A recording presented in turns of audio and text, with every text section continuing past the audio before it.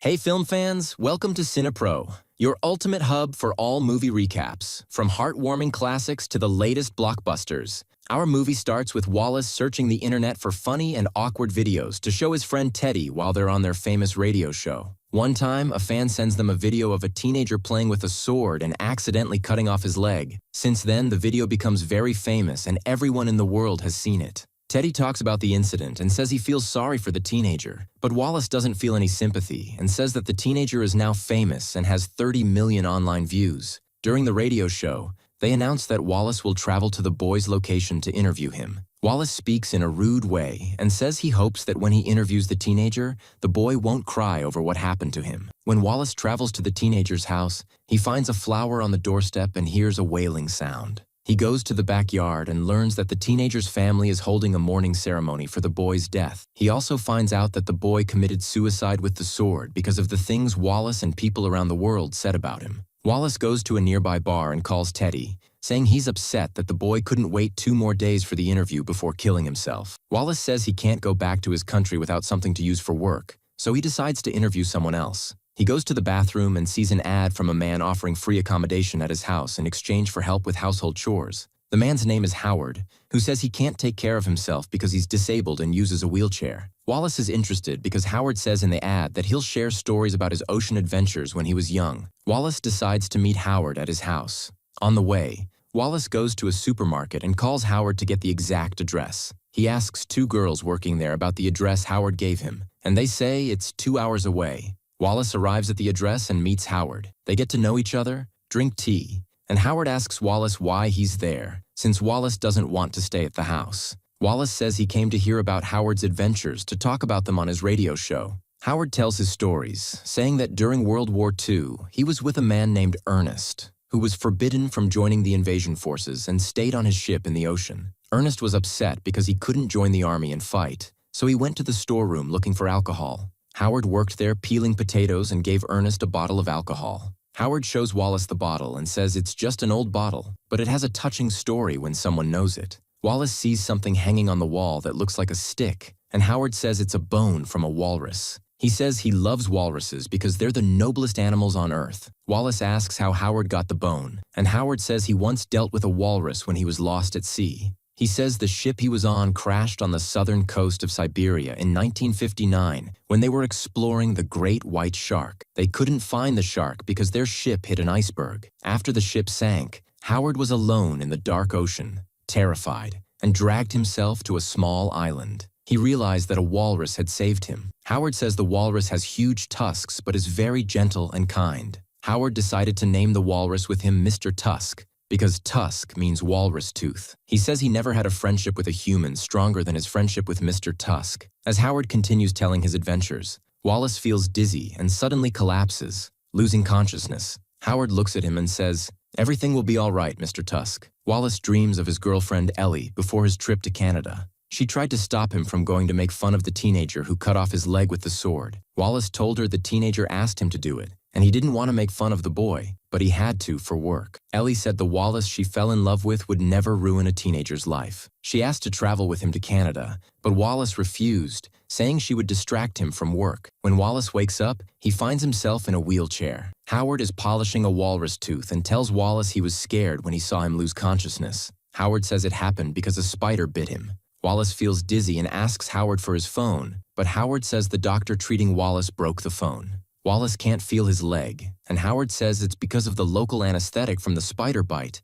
and the venom swelling his leg joint. Howard says the doctor had to amputate Wallace's leg to prevent the venom from spreading to his heart. Wallace lifts the cover from his leg and is shocked to find it's been amputated. He asks why he wasn't taken to the hospital. Howard says the doctor thought it was better for Wallace to recover at home because hospitals are full of diseases. Wallace doesn't believe Howard because nothing makes sense. He asks to speak to the doctor himself, but Howard says the doctor is busy and keeps telling his adventures. Wallace gets annoyed and says he's not interested in Howard's stories. He tries to get up from the wheelchair but realizes he's tied up. Howard laughs and says he's sorry for Wallace's condition. At night, Howard makes dinner and tells Wallace to eat with him, but Wallace can't even move his hand to hold the spoon. Howard says it's because of the anesthetic. Wallace starts to suspect there was never a spider involved. Howard teases him, saying, "Spider." And when Wallace gets angry and says he wants to leave, Howard keeps teasing him with "Spider." Wallace is shocked to see Howard stand up from the wheelchair and move.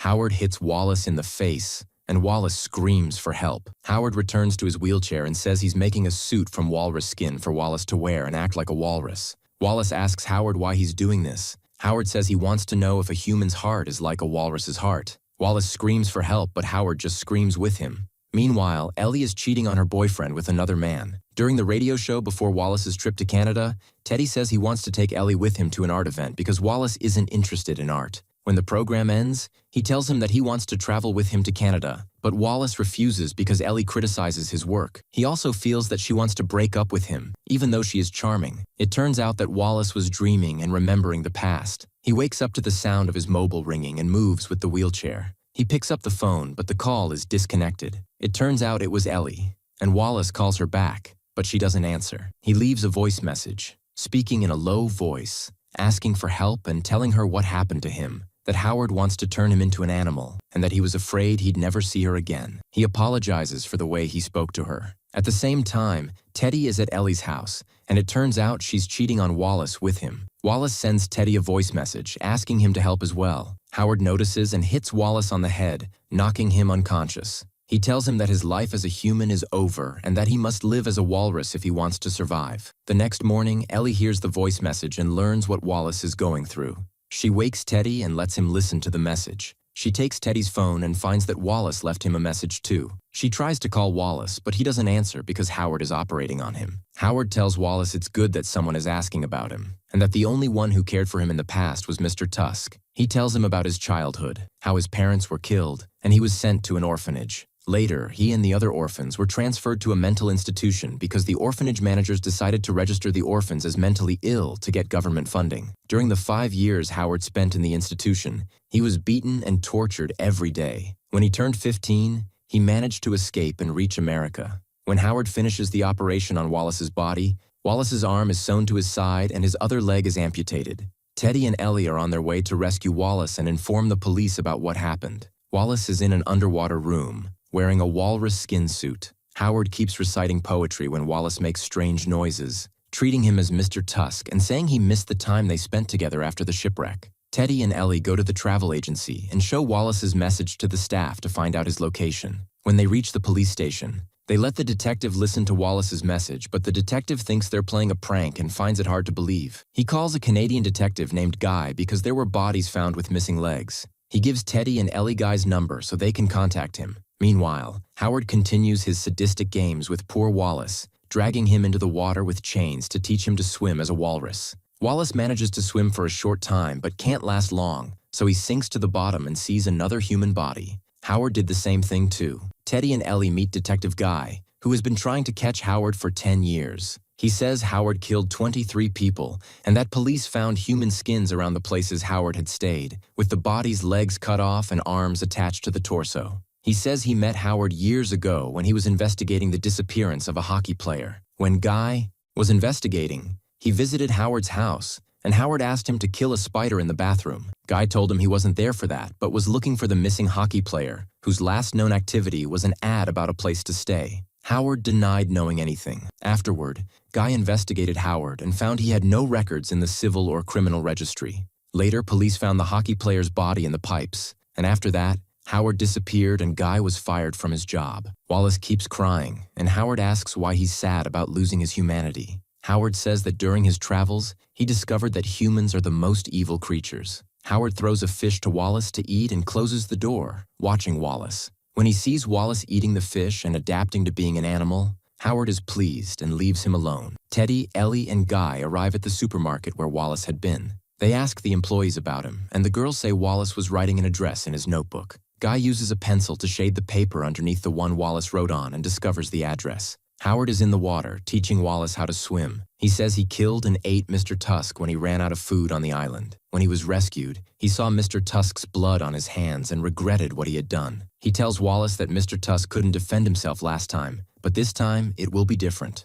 Guy finds Wallace's rental car sunk in a swamp. He gives guns to Ellie and Teddy in case Howard tries to hurt them. Howard puts on the walrus suit and tells Wallace to defend himself this time. Howard keeps attacking Wallace, who screams, Ellie hears Wallace's screams, runs, and enters the house. Howard removes his suit and goes to hit Wallace with a bone, but Wallace bites Howard's leg, knocks him down, and kills him. Teddy and Ellie arrive at the room where Wallace is and are shocked by his appearance. Guy points his gun at Wallace to end his suffering, but Ellie stops him, crying. A year later, Ellie and Teddy visit the zoo to see Wallace. Ellie calls for Wallace, but he doesn't come out of his hiding place. Teddy throws a fish in front of the hideout, and Wallace comes out and eats it. Teddy tells Ellie she doesn't have to visit Wallace. He tells her not to hide from them because they accept him as he is. When Wallace sees her crying, he remembers his days with her. Before leaving the zoo, Ellie tells Wallace she loves him, and Wallace cries and goes back into his hiding place. If you liked today's video, don't forget to like, subscribe to the channel, and activate the bell to receive all new updates.